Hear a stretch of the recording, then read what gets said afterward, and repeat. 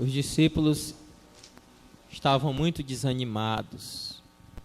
Na verdade, eles tinham desistido de tudo. Eles estavam em Jerusalém, porque lá em Jerusalém Nosso Senhor havia reunido todos eles para comer a Páscoa. Mas já fazia 3 dias que eles estavam decepcionados com tudo.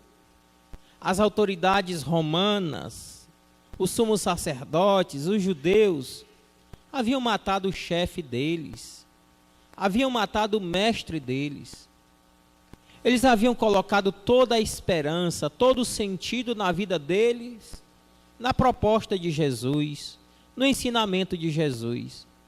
Da noite para o dia, Judas traz Jesus. Jesus é entregue, é condenado, carrega a cruz, é crucificado diante de todos eles, morre na cruz, é sepultado. Então o que é que eles iam fazer em Jerusalém?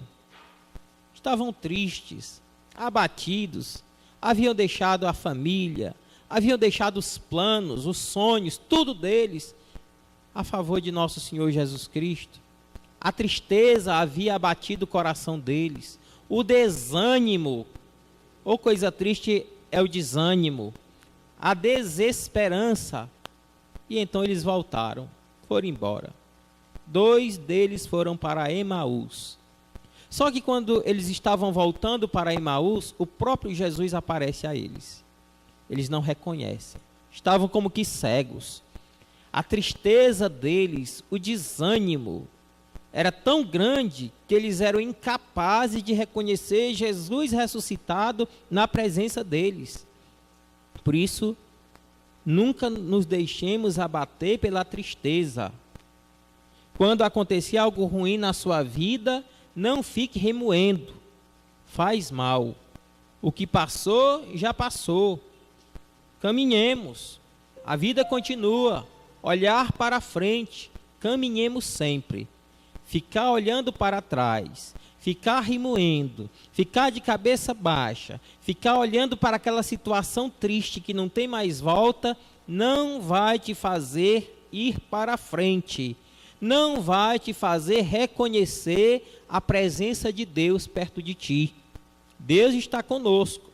Então eles não reconheceram, estavam como que cegos. Só que nosso Senhor então perguntou: o que foi que aconteceu? Para poder testá-los. E você não está sabendo o que aconteceu? Eles disseram para Jesus. Já faz 3 dias. Aí contaram aquela história toda de tudo aquilo que tinham feito com ele. Aí nosso Senhor, mas não era preciso que isso tudo acontecesse? Que ele fosse preso, que ele fosse crucificado, que ele passasse por tudo aquilo? Então nosso Senhor ia explicando para eles a Escritura, aquelas profecias do Antigo Testamento que estavam se cumprindo.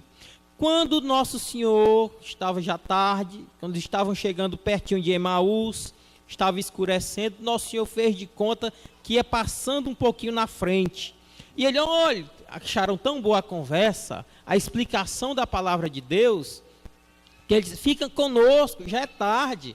É perigoso para você andar na escuridão. Eles com cuidado com o nosso Senhor. Eles que deveriam ter cuidado com a vida deles, mas eles não reconheciam que era o nosso Senhor.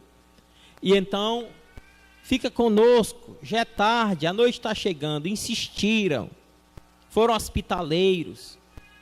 Nosso Senhor então entrou em um determinado lugar com eles. E na medida que nosso Senhor pegou o pão, abençoou o pão e partiu o pão, os olhos deles se abriram. E eles reconheceram Jesus ressuscitado na presença deles. Só que nosso Senhor então desapareceu.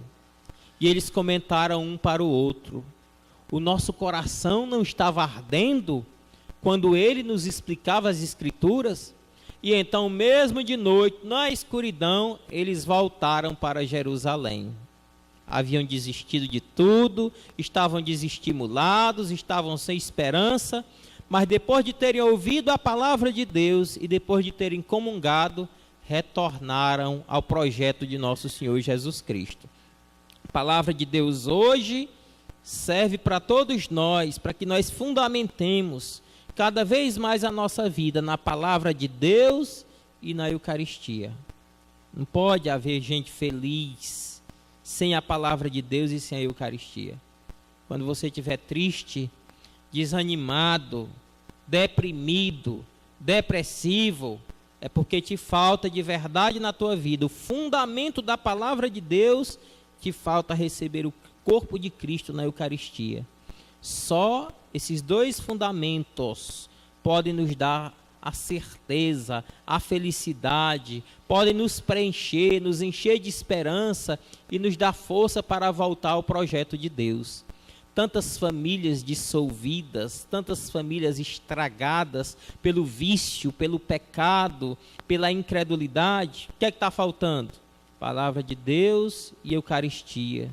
Tantas pessoas desanimadas, tristes, sem esperança, neste mundo marcado pela violência, pelas confusões, pelas rivalidades, pelas invejas, pelo mal das drogas. O que é que está faltando no nosso mundo?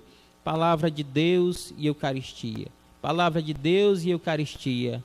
Por isso, quando o desânimo abater a tua vida, quando você estiver triste, não se afaste da igreja. Ah, eu não sou digno, padre, de ir na casa de Deus. Ninguém é. Quando você estiver triste, abatido, venha. É você que está precisando. Palavra de Deus e Eucaristia. Palavra de Deus e Eucaristia. Mas quando você estiver aqui para ouvir a palavra de Deus e receber o corpo de Cristo na Eucaristia, não esteja aqui só por estar. Porque muitas pessoas estão aqui, mas não estão. Estão aqui, mas com a cabeça em outro lugar, preocupados com outra coisa. Estão aqui pela metade. Por isso, quando você tomar a decisão de vir para a missa, venha para a missa. Para ouvir a palavra de Deus, para entender a palavra de Deus, para degustar a palavra de Deus. E também faça de tudo para comungar. Se algum pecado te impede, procure a confissão. Urgente. Não deixe de comungar. Não deixe, de jeito nenhum.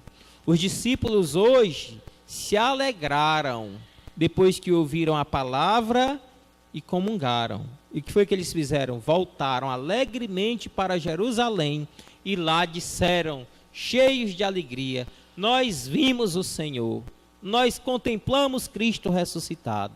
E o único lugar, o lugar propício para que nós contemplemos a face de Cristo ressuscitado, experimentemos sua glória, é aqui na igreja. Mas quando nós ouvimos a palavra de Deus e o recebemos na Eucaristia, que o Senhor nos dê cada vez mais essa graça, de estarmos sempre aqui atentos à sua palavra e de coração aberto para recebê-lo na Eucaristia, para que cada vez mais a graça da ressurreição nos fortaleça na nossa vida, nos encha de esperança, nos encha de muita alegria.